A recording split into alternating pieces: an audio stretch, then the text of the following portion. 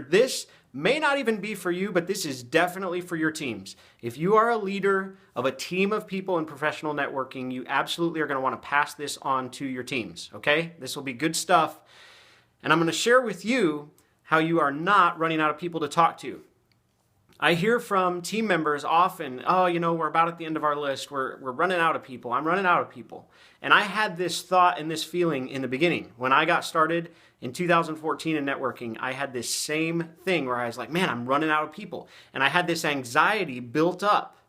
I had this anxiety that what am I going to do when I run to the end of the list?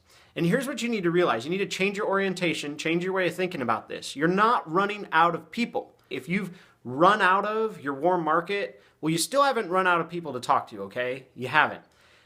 Here's how I know. Here's why. You're on this Periscope right now. There is a room full of people right now. How many of those people have you private scoped to get to know them? How many people that have shown up on your Periscopes, if you're broadcasting, have you private scoped to say thank you? Are you on Facebook? Has somebody liked or commented on a post of yours in the last day or two? Have you reached out to them and said, thank you for liking, thank you for commenting? I bet you haven't done half the things I just suggested. If you have done half the things I just suggested, then you have an ever-growing list, and every day you're adding names to that list. But if you haven't done those things, that's what you're missing. You're not running out of people. You're just not seeing the people as they come to you. Now, here's something else I want to make clear. Just because you meet somebody new and just because you get their information and add them to your list, you don't have to prospect that person immediately. You don't have to share about your business immediately. Grow a relationship. Wait till the time is right.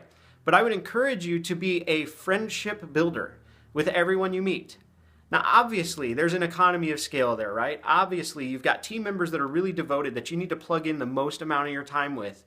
And there's other people that maybe they're a part of your business, maybe they're not, and you're not able to give the best of your time to everybody, and that's totally understandable.